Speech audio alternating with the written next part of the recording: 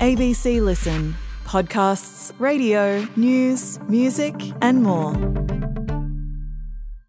Hi, I'm Patricia Carvelis, the host of Politics Now.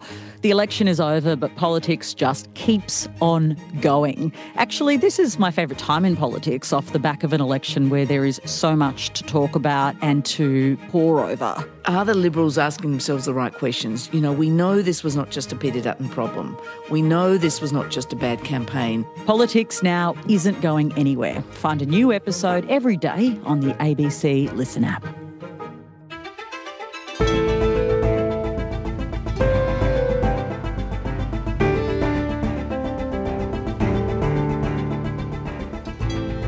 The international condemnation has been strengthening.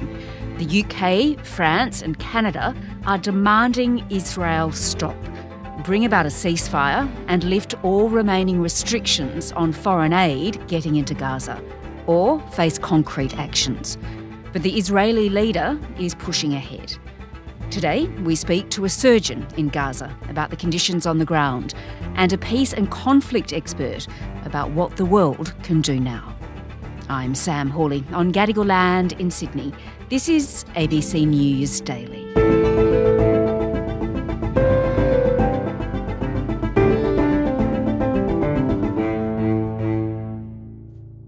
I'm Victoria Rose. I'm a consultant plastic surgeon. I work in the UK for the NHS. I'm out in Gaza, in Khan Yunis. We've come this time to Nasser Hospital, which is in the south, so in Khan Yunis, and we are 3 plastic surgeons, an orthopaedic surgeon and an anaesthetist, and we're basically trying to help out with the mass casualties that are coming in through the doors. And Nasser Hospital is one of the largest hospitals in Gaza. Yeah. So just give me a sense of what you have been dealing with there. Yeah, Nasser is really taking everything from the south now. I mean, what we're seeing is all explosion and bombing injuries. So lots of burns, lots of flash burns from the explosions. We're seeing a lot of children burns. This morning I've got a 3-year-old with a 45% burn on the table first.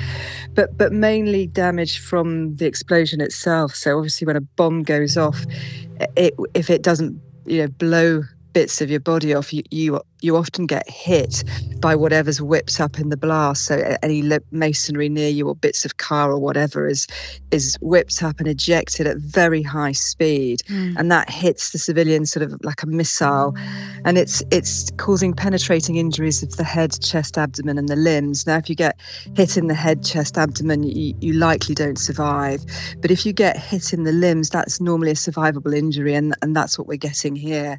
So it's lots of people with traumatic amputations of hands, feet, arms, legs, but then also bones broken and lots of skin missing, and we're trying to sort of get them clean because they're often very dirty wounds, and then get them closed.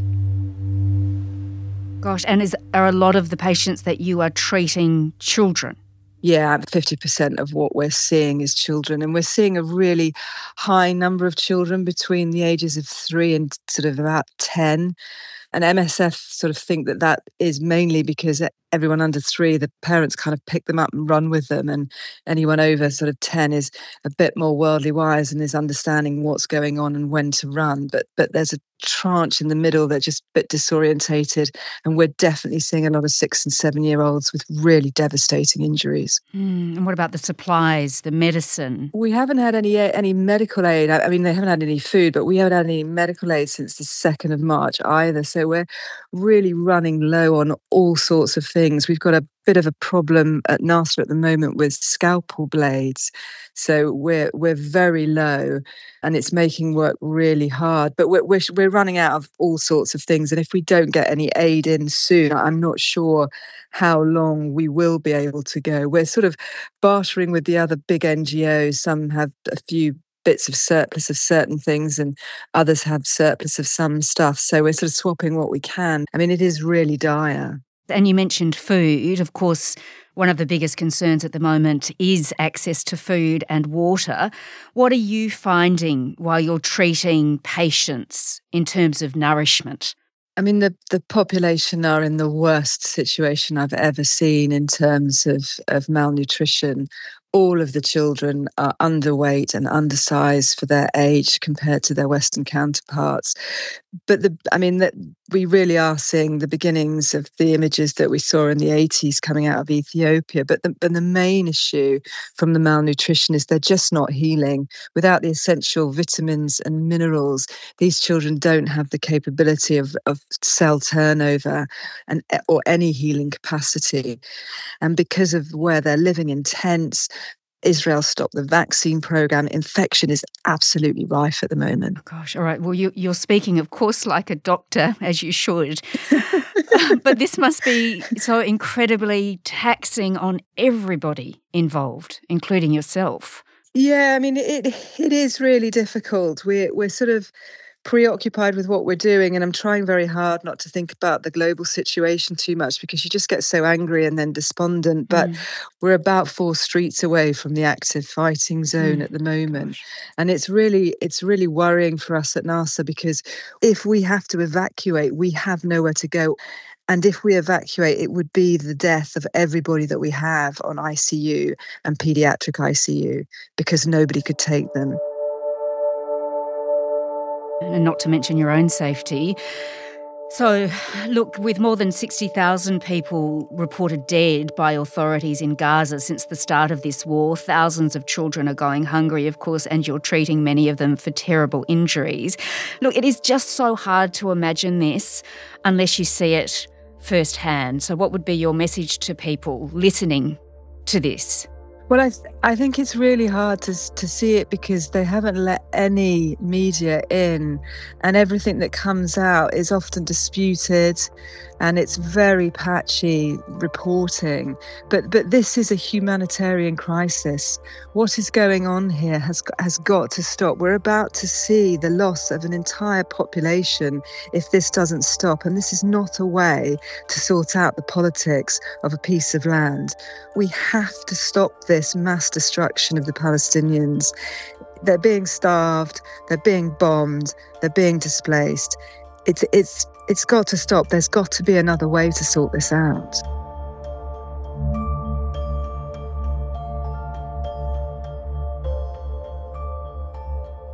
My name is Dr. Eyal Mayroz. I'm a senior lecturer in peace and conflict studies at the University of Sydney.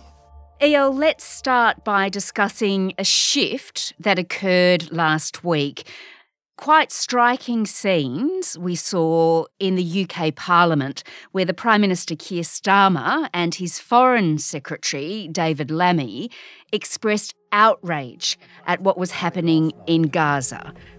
And I want to put on record today that we're horrified by the escalation from Israel.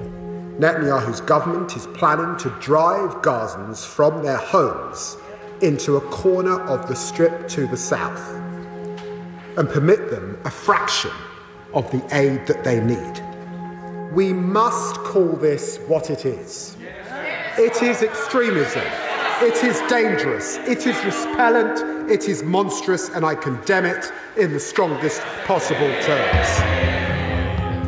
France and Canada also joined in condemning what was going on and threatened concrete action. So just tell me about that and about what those 3 countries have done. Well, I think it was long overdue. The situation in Gaza is becoming more dire in terms of the mass starvation that is setting in. And so at some point, Israel's allies, including, as you say, France, the UK and Canada, could no longer sustain the domestic public pressure, international public pressure on them in terms of the media coverage also of what is taking place, the atrocities in Gaza, and had to take action. And so they chose something which is certainly a strong escalation to what they've done in the past, but also I'm a bit concerned about the long-term ability of the international community to continue this pressure.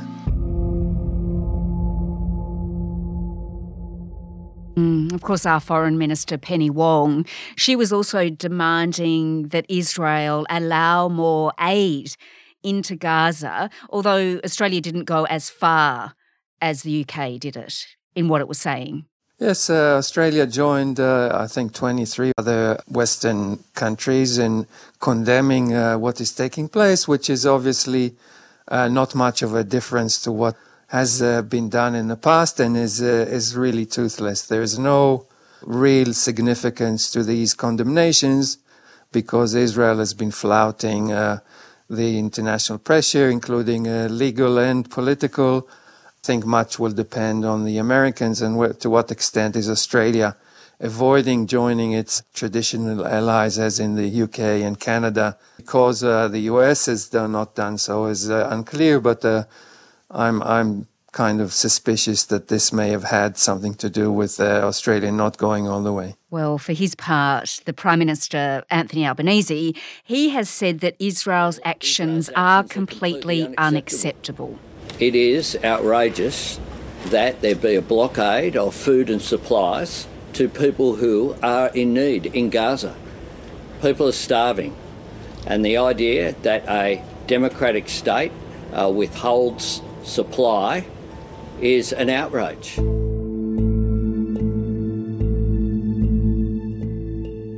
All right, well, the international pressure was, of course, mounting, but then in Washington, we saw 2 Israeli embassy employees gunned down as they were leaving an event at the Capital Jewish Museum by a man who was shouting, "Free, free Palestine." Horrible situation. Police say the man was observed pacing back and forth outside this museum. 4 people exited, and that's when the shooting occurred, and 2 people, a young man and a woman, were killed.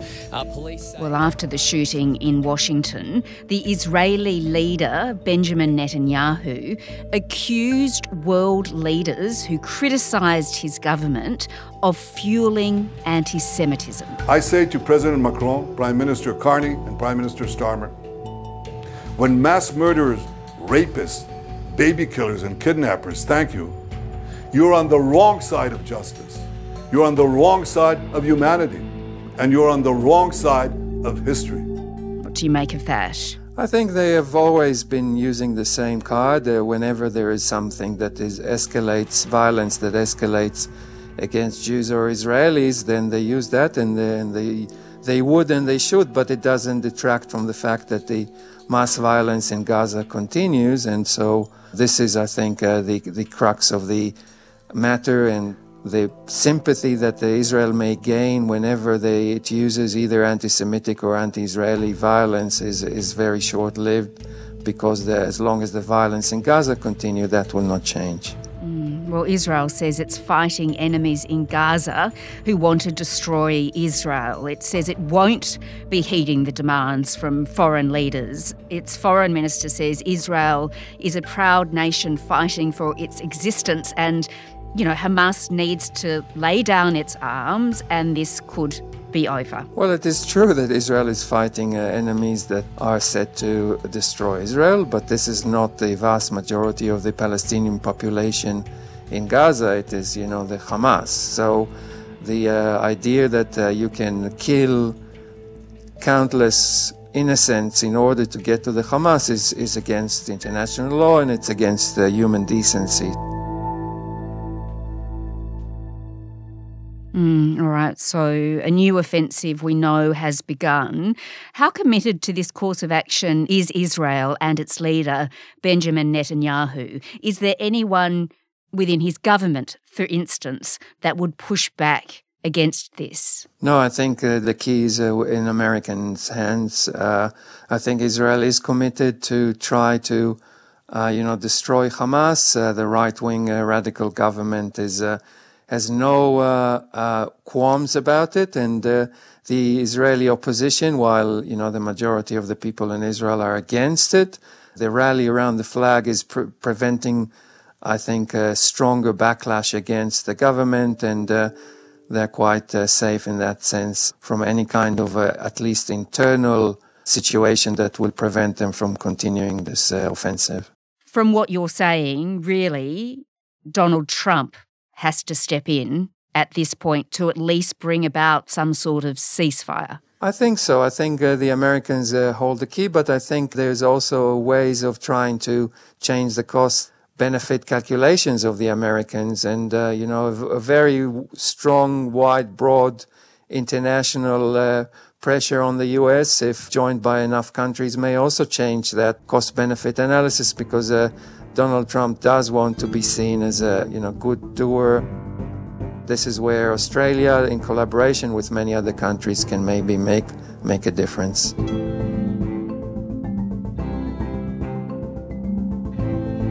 Eyal Mayroz is a senior lecturer in peace and conflict studies at the University of Sydney.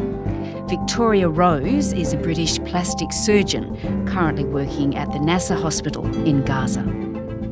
This episode was produced by Sydney Peed. Audio production by Adair Shepherd and Sam Dunn. Our supervising producer is David Cody. I'm Sam Hawley. Thanks for listening.